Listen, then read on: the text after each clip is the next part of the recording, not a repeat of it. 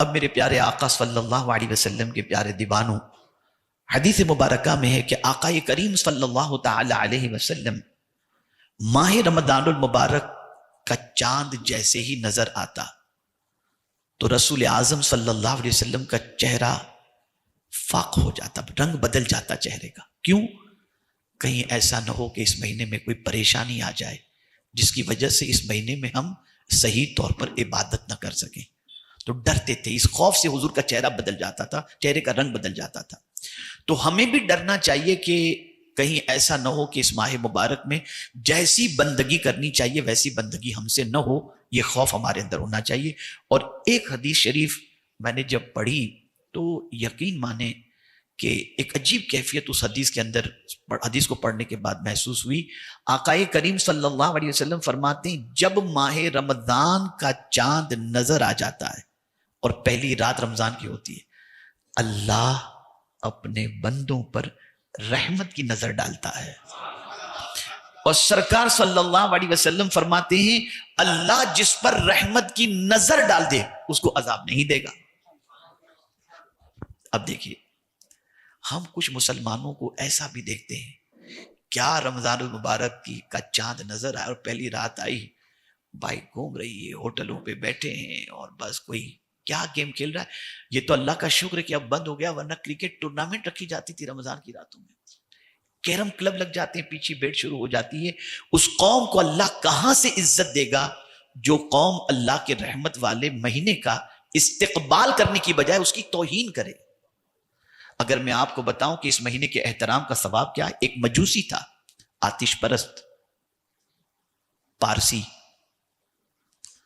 رمضان المبارک میں دن کے اندر اس کا بیٹا راستے میں کھا رہا تھا، اس نے اپنے بیٹے کو تماچا مارا اور کہا تجھے معلوم نہیں کہ مسلمانوں کا رمضان کا مہینہ ہے؟ اس نے کہا ابا تم بھی تو کھاتے ہو رمضان کے مہینے۔ کہا بیٹا مجھے راستے میں کھاتے تو نے دیکھا؟ میں کھاتا ہوں، گھر میں کھاتا ہوں، چھپ کر کھاتا ہوں، علل اعلان نہیں کھاتا۔ مسلمانوں کا یہ مقدس مہینہ ہے، تو باہر کھا رہا ہے، اس مہینے کا تو احترام نہیں کرتا۔ بہرحال بات ختم ہوئی، کچھ دنوں کے بعد وہ شخص بیمار ہوا، اللہ نے اسے اسلام کی توفیق عطا فرما دی، وہ اسلام کی حالت میں مرا، مرنے کے بعد اللہ نے اسے جنت عطا فرمائی۔ کسی نے پوچھا کہ تو مجوسی تھا، تجھے جنت کیسے مل گئی؟ اس نے کہا رمضان کی تعظیم کی بنیاد پر مرنے سے پہلے اللہ نے اسلام کی توفیق مجھے عطا فرمائی۔ یہ ماہ رمضان کا احترام، خوب احترام کرو اس مہینے کا۔ جس طریقے سے ہم کسی مہمان کا ویلکم کرتے ہیں، آقا کریم صلی اللہ علیہ وسلم ماہ رمضان کا ویلکم کرتے، فرماتے مرحبا اہلا وسہلا مرحبا۔ یہ سرکار صلی اللہ علیہ وسلم ماہ رمضان کا ویلکم کرتے، اور اسی کے ساتھ ساتھ آقا کریم صلی اللہ تعالی علیہ وسلم ماہ رمضان المبارک کی مبارکباد بھی پیش کرتے تھے۔ لیکن کہیں یہ نہیں آیا، میری نظر سے تو کوئی ایسی چیز نہیں گزری کہ پہلے مبارکباد دینے والے کو یہ ثواب اور یہ فضیلت، یہ پتہ نہیں کہاں سے لے کر کے لوگ آئے، لیکن مبارکباد تو حدیث مبارکہ میں موجود ہے کہ آقا کریم صلی اللہ علیہ وسلم صحابہ کو مبارکباد پیش فرماتے، اور رسول اعظم صلی اللہ تعالی علیہ وسلم کثرت کے ساتھ ماہ رمضان کی راتوں کے اندر عبادت کیا کرتے، اور رسول اعظم صلی اللہ تعالی علیہ وسلم خاص طور پر، اب چونکہ میں پہلی رات کے اعتبار سے بتا دوں تاکہ کنٹینیوز آپ کو رمضان کی راتیں کیسے گزارنی ہے، پہلی رات جیسی گزارنی ہے ویسی ساری راتوں کو آپ کو گزارنے کی کوشش کرنی ہے، اور شب قدر کا مقام تو اپنی جگہ پر ہے۔ قرآن مقدس میں اللہ عز و جل نے نیک بندوں کی تعریف کے اندر فرمایا والمستغفرین بالاسحار، کہ جو اللہ کے نیک بندے ہوتے ہیں وہ سحری کے وقت اللہ سے معافی مانگتے ہیں، اللہ سے مغفرت چاہتے ہیں، اور سحری کا وقت وہ وقت ہے کہ آقا کریم صلی اللہ علیہ وسلم فرماتے کہ اس وقت کی دعا اللہ قبول فرماتا ہے، اور اسی کے ساتھ ساتھ رات کے آخری پہر میں اللہ سے جو مانگو اللہ عطا فرماتا ہے۔ میرے پیارے آقا صلی اللہ تعالی علیہ وسلم کے پیارے دیوانوں، کل میں نے ہفتہ واری اجتماع میں بتایا تھا سب سے بہترین سحری کھجور کے ساتھ ہے۔ آقا کریم صلی اللہ علیہ وسلم کھجور سے سحری فرماتے تھے۔ اس کا مطلب یہ نہیں کہ آپ دوسری چیز نہیں کھا سکتے، جو بھی آپ کی عادت کے اندر ہو، لیکن سنت سمجھ کر چند کھجور کھا لیا کرو۔ وہ لوگ جو 3 بجے تک کھاتے ہیں، وہ رات والا ہی کھانا ان کا 3 بجے تک چلتا رہتا ہے۔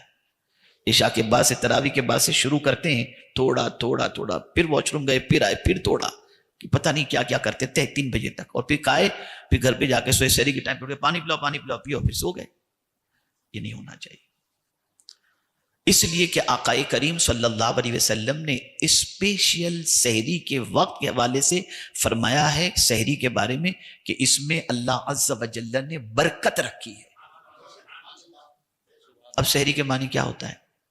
کبھی آپ نے سوچا تو نہیں ہوگا۔ سحری سحر سے بنا ہے، جس کے معنی جادو ہوتا ہے۔ کہتے ہیں اس نے مجھ پر سحر کر دیا، چھپا ہوا جادو نظر تو نہیں آتا نا، چھپا ہوا۔ پھیپھڑے کو بھی سحر کہتے ہیں، پھیپھڑے کو بھی سحر کہتے ہیں۔ اب آدمی روزے سے نظر تو نہیں آتا نا، اور میرے پیارے آقا صلی اللہ علیہ وسلم کے پیارے دیوانوں، اس سے یہ سحری بنا ہے۔ افطار کسے کہتے ہیں؟ عادت، کہ جیسے آپ نے افطار کی تو اب جو آپ کی عادت تھی کھانے پینے ساری چیزوں کی، وہ عادت آپ کی کنٹینیوز ہو گئی، تو عادت کی وجہ سے اس کو فطر جو ہے، کسی سے افطار ہے، عادت کی وجہ سے اس کو افطار کہا جاتا ہے۔ میرے پیارے آقا صلی اللہ تعالی علیہ وسلم کے پیارے دیوانوں، رسول گرامی وقار صلی اللہ تعالی علیہ وسلم ماہ رمضان المبارک میں خاص طور پر 2 قرآن شریف کے ختم کا اہتمام فرماتے ہیں۔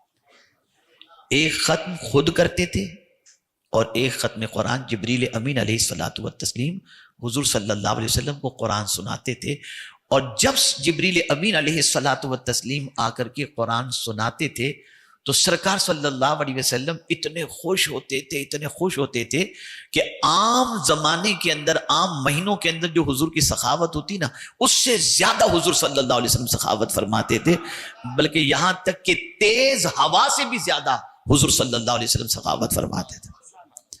میرے پیارے آقا صلی اللہ تعالی علیہ وسلم کے پیارے دیوانوں، ایک چیز اور ذہن کے اندر رکھیں، ہمارے یہاں ایک سسٹم اور بھی ہے افطار کے سلسلے میں، اور وہ یہ ہے کہ دعا میں اتنے مصروف ہو جاتے ہیں، وہ ہوتا ہے نا افطار کے وقت دعا قبول ہوتی ہے، تو اذان بھی ہو رہی ہے، ٹائم بھی ہو گیا افطار کا، لیکن بندہ جو وہ دعا میں لگا ہوا ہے، لوٹ لو جتنا لوٹ سکتے ہو۔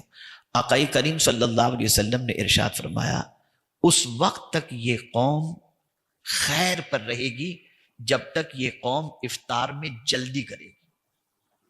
جہاں وقت ہوا فوراً افطار کر لو، تاخیر مت کرو، یہ حضور صلی اللہ علیہ وسلم کا فرمان ہے۔ اب اگر کوئی شخص اپنی مرضی سے میں مانگ لوں تو حضور کے فرمان کے خلاف چل کر کے 1000 مانگ لو، کوئی فائدہ نہیں۔ فائدہ تو اس وقت ہے جب حضور صلی اللہ علیہ وسلم کے فرمان پر عمل کر کے تم اللہ کی بارگاہ مانگو۔ اسی طریقے سے جو افطار کے بعد جو دعا ہے، اللہم لک صمت وبک آمنت وعلیک توکلت وعلی رزقک افطرت، یہ ماضی کا صیغہ ہے، پہلے کھا لو پھر یہ دعا پڑھو۔ افطار کرنے کے بعد یہ دعا پڑھنی چاہیے، اور وہ جو ہم دعائیں کرتے ہیں وہ ٹھیک ہے افطار سے پہلے آپ کریں جتنا مانگنا چاہیں، لیکن افطار کے بعد کی دعا حدیث شریف کے اندر یہ آئی ہوئی ہے، یہ افطار کے بعد کرنا چاہیے۔ اسی کے ساتھ ساتھ میرے پیارے آقا صلی اللہ تعالی علیہ وسلم کے پیارے دیوانوں، تر کھجور سے افطار کرنا، رطب، یہ سرکار صلی اللہ علیہ وسلم کی سنت ہے۔ وہ نہ ملے تو سوکھی کھجور، وہ نہ ملے تو پانی سے افطار کرنا، یہ میرے آقا صلی اللہ تعالی علیہ وسلم کی سنت مبارکہ ہے۔ میرے پیارے آقا صلی اللہ تعالی علیہ وسلم کے پیارے دیوانوں، رسول گرامی وقار صلی اللہ علیہ وسلم ماہ رمضان میں ملازمین کے ساتھ، ایمپلوئی کے ساتھ اچھے سلوک کا حکم عطا فرمائے، اور جو شخص روزے دار کو، یعنی روزے دار ہم اپنے ملازم کو راحت عطا کرے، اسے بھی آرام کا موقع عطا کرے، اس پر حضرت اسماعیل علیہ الصلاۃ والتسلیم کے غلام آزاد کرنے کا ثواب اللہ عطا فرماتا ہے۔ ہمارا حال تو یہ کہ ہم 12 بجے دکان پر آئیں گے، 2:30 بجے چلے جائیں گے آرام کرنے کے لیے، اور نوکر بیچارہ صبح سے لے کے رات تک لگا ہے۔ اسے بھی ہم انسان سمجھیں اور اسے بھی راحت پہنچانے کی کوشش کریں کہ اس پر آقا کریم صلی اللہ تعالی علیہ وسلم نے بشارت عطا فرمائی ہے۔ اسی کے ساتھ ساتھ میرے پیارے آقا صلی اللہ تعالی علیہ وسلم کے پیارے دیوانوں، ایک چیز خاص طور پر ذہن میں رکھنی ہے، آدمی 5 وقت کی نماز پڑھ کر بھی دعا میں چل دیا، لیکن ایک مسلمان بھی مجھے شاید ایسا ملا ہو، ایک مسلمان بھی ایسا نہیں ملا آج تک جو افطار کے وقت ایک دم ڈوب کر دعا نہ کرتا ہو۔ ہر آدمی افطار کے وقت ایسا مگن ہوتا ہے دعا میں، چاہے وہ دکان پر بیٹھا ہو، چاہے اسٹال پر بیٹھا ہو، چاہے مسجد میں بیٹھا ہو، ایک دم بالکل مگن ہو کر افطار کے وقت دعا کرتا ہے۔ مجھے حیرت ہوتی ہے کہ یہ بندہ 5 وقت کی نماز پڑھتا ہے تو ایسی دعا نہیں مانگتا جتنی افطار کے وقت، وجہ کیا ہے؟ بھئی حدیث شریف میں تو حضور صلی اللہ علیہ وسلم نے فرمایا فرض نماز کے بعد کی دعا اللہ قبول فرماتا ہے، اس کی بھی بشارت ہے، جمعہ کی نماز کے بعد کی دعا اللہ قبول فرماتا ہے، اس کی بشارت ہے، لیکن جو اس کی پوزیشن اور کیفیت افطار کے وقت دعا مانگنے کی ہوتی ہے وہ کیفیت کسی وقت کی ہوتی ہی نہیں، چاہے عید ہو۔ ہاں روئے گا عرفات کے میدان میں، وہاں تھوڑا سا رو لیتا ہے، اور پھر باہر نکل کے پھر جیسے حج ختم ہوا پھر واپس ویسا جیسا تھا، کیا چل رہا ہے کیا نہیں چل رہا، اللہ ماشاء اللہ۔ تو سوال یہ پیدا ہوتا ہے کہ یہ کیفیت اس کی بنتی کیوں ہے؟ اس لیے کہ اس وقت اسے کانفیڈنس ہوتا ہے۔ اب کانفیڈنس کیا ہے؟ اس کو 100% یقین ہوتا ہے، صبح صادق سے لے کر غروب آفتاب تک غلطی سے بھی میں نے ایک ڈراپ پانی اپنے حلق کے نیچے نہیں اتارا ہوں، اسے پورا کانفیڈنس ہوتا ہے، ایک دانہ بھی میں حلق کے نیچے نہیں اتارا ہوں، اسے کانفیڈنس ہوتا ہے کہ میں اپنے بیوی سے قربت نہیں کیا ہوں۔ تو یہ جو اللہ کے فرمان پر 100% جو اس نے عمل کیا ہے نا، یہ کانفیڈنس اس کے لیے دعا کی کانفیڈنس کا ذریعہ بن جاتا ہے۔ اسے یقین ہوتا ہے جب میں نے یہ کیا ہے تو مجھے ملنا ہی چاہیے۔ تو میرا مولا بھی فرماتا ہے افطار کے وقت کی دعا کو اللہ قبول فرما لیتا ہے، اس لیے کہ مولا جانتا ہے کہ بندہ پیور کر رہا ہے۔ اچھا پھر روزے کی جزا حضور صلی اللہ علیہ وسلم فرماتے کہ اللہ نے کیا فرمائی معلوم؟ ہر عبادت کا بدلہ رکھا گیا، 70 سے لے کر 700 تک، اور بعض جگہوں بعض عمل کا بے حساب، انما یوفی الصابرون اجرہم بغیر حساب۔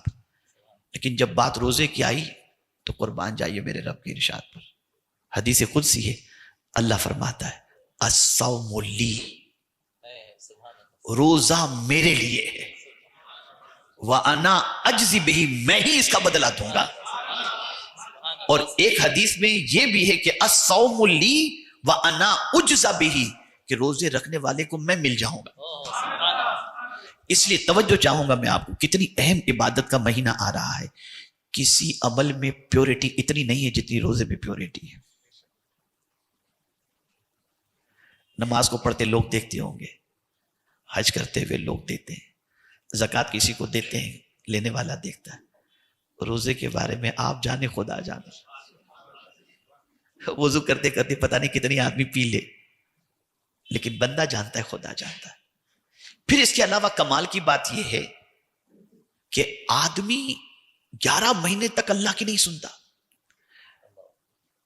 اللہ کے لیے ٹائم نہیں چھوڑتا کہ جا کے مسجد میں نماز پڑھیں، لیکن اللہ سے رمضان میں اس کو اتنی محبت ہوتی ہے، مولا تو کہہ رہا ہے نا کھانا چھوڑ دوں، تیرے لیے کھانا چھوڑ دیا، تو فرما رہا ہے نا پانی پینا چھوڑ دوں، تیرے لیے پینا بھی چھوڑ دیا، تو چاہ رہا ہے نا کہ میں اپنی بیوی سے قریب نہ ہوں روزے کی حالت میں، چل میں نے یہ بھی کر دیا۔ تو پھر میرا مولا راضی ہو کر فرماتا ہے بندہ تو ہو کر میری اتنی بات مانتا ہے، اب تو جو مانگے گا میں تجھے تیری بات مان لوں گا۔ یہ اس کا کرم ہے، یہ اس کا کرم ہے، اس کا احسان۔ پیور عبادت کے اندر سب سے اہم عبادت روزہ ہے، یہ پیور ہے ایک دم، اس میں کوئی ملاوٹ نام کی چیز ہے ہی نہیں، 100% پیور چیز ہے یہ۔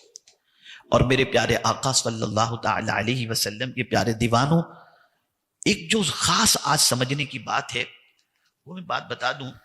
آقا کریم صلی اللہ علیہ وسلم نے فرمایا کہ